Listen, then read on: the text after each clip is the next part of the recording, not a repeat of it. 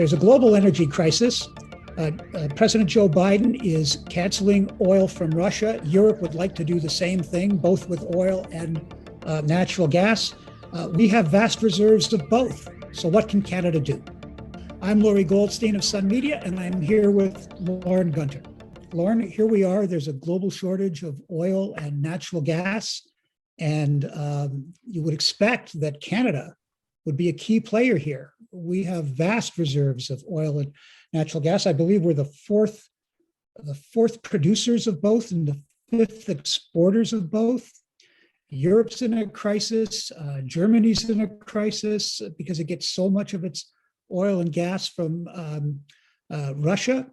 There's a risk of those things being cut off. So the world is looking to Canada, Lorne, to help. How do you think Trudeau is responding to that need?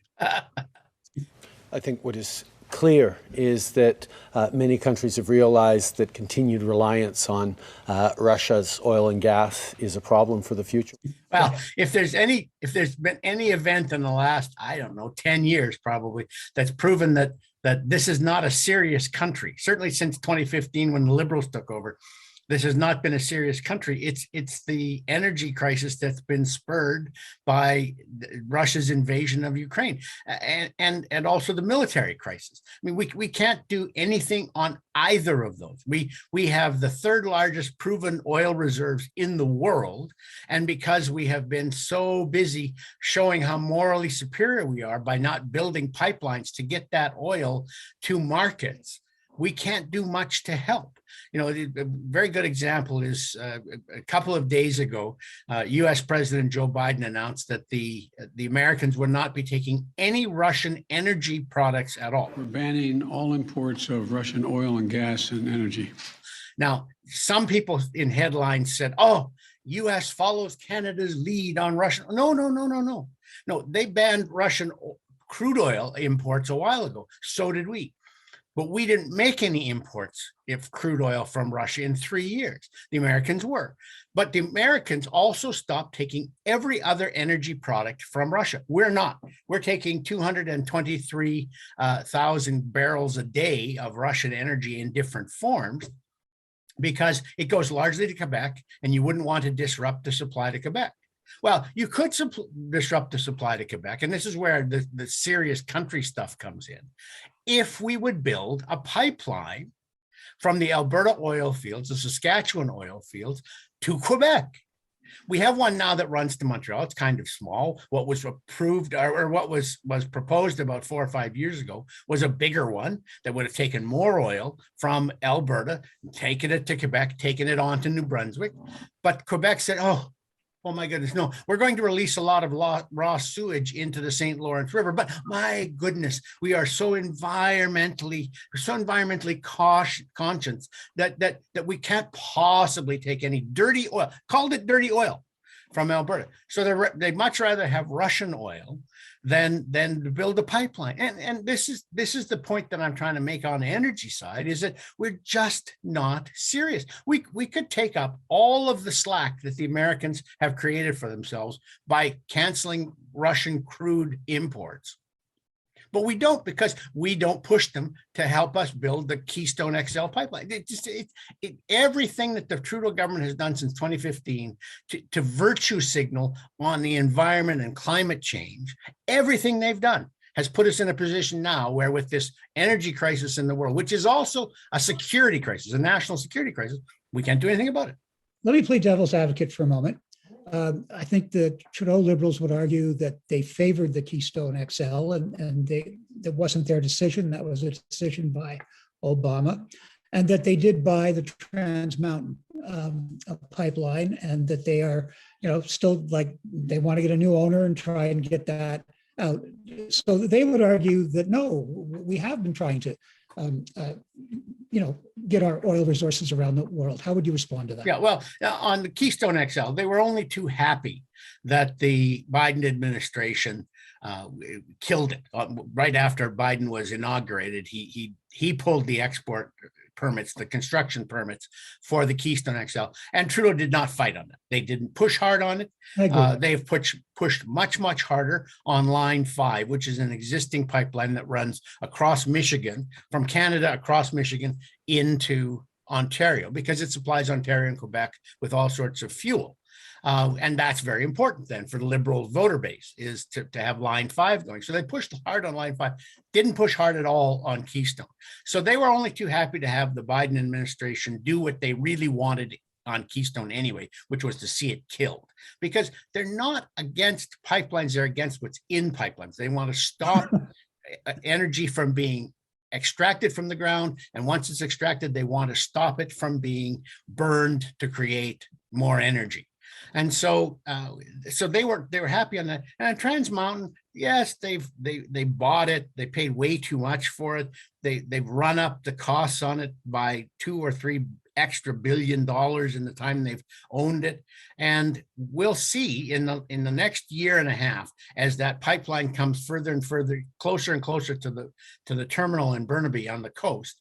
We'll see whether or not they're prepared to stand up against environmentalists who will undoubtedly chain themselves to every piece of equipment. We'll see how committed they are to that. This is just not a serious government. You take a look at this. Europe would love to wean itself off of Russian oil and gas. We have lots of oil and gas. You can liquefy the gas, put it into tankers, and take it to Europe in sufficient quantities that you could replace the Russian supply.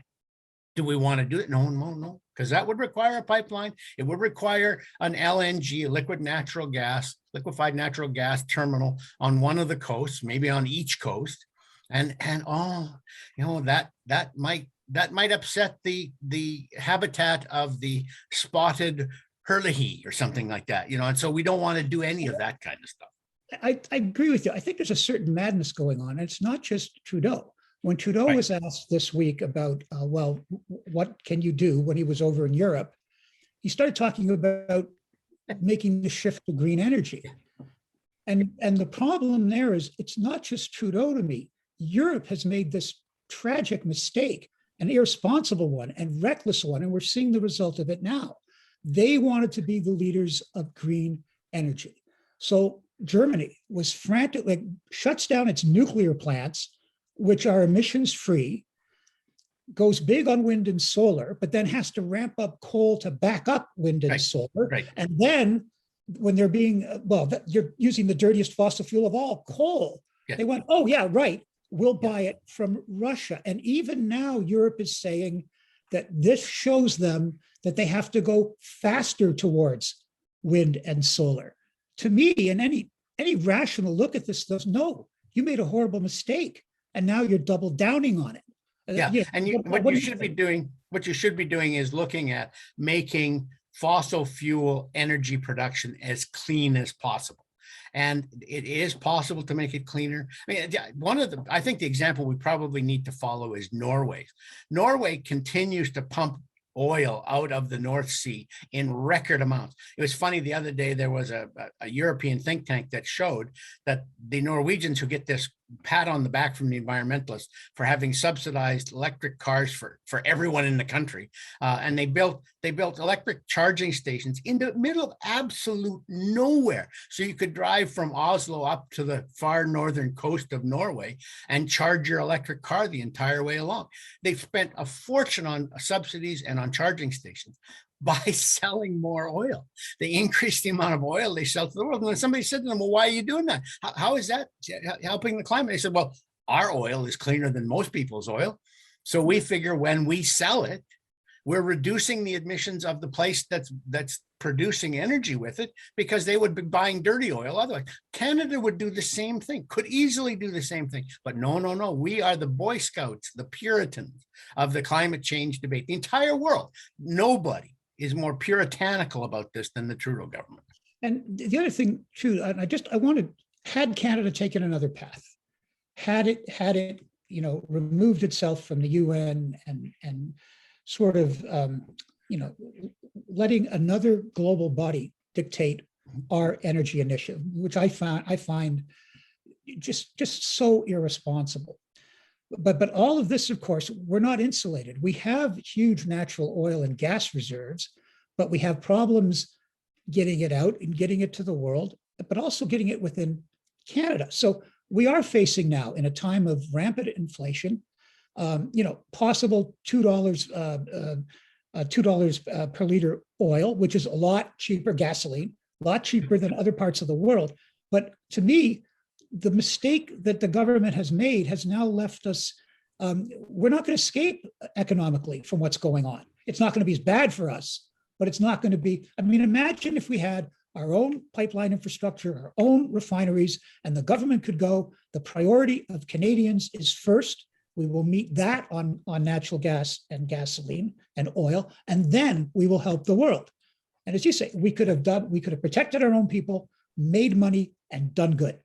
Well, and we could be making decisions about what to do with Russia for invading Ukraine without having to think about whether or not that was going to create energy shortages at home. We should be energy self-sufficient. We are we have the largest number of reserves of oil in the world compared to our population, with the exception of Saudi Arabia. So we have the highest ratio of reserves to population in the world, next to the Saudis.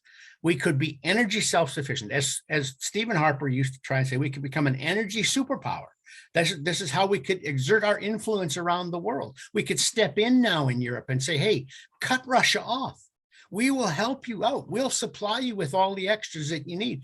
But we are so unserious as a nation and a government, we couldn't possibly do that. Now we have just beggared ourselves. Imagine the irony of democracies like the United States faced with the impact of a Russia unprovoked invasion on Ukraine, trying to deal with the energy shortage by begging Saudi Arabia and Venezuela for more money. Yeah, the best thing about all this is Joe Biden phoned the heads of government in Saudi Arabia and United Arab Emirates 2 days ago, and they refused to take his call. Can you imagine the embarrassment of the president of the United States refused by the leaders of two other countries? That just staggers me. I'm Lorrie Goldstein of Sun Media. We're always interested in hearing your views. Please respond to this and other of our offerings on the YouTube channel. And please follow us on Twitter and Facebook as well.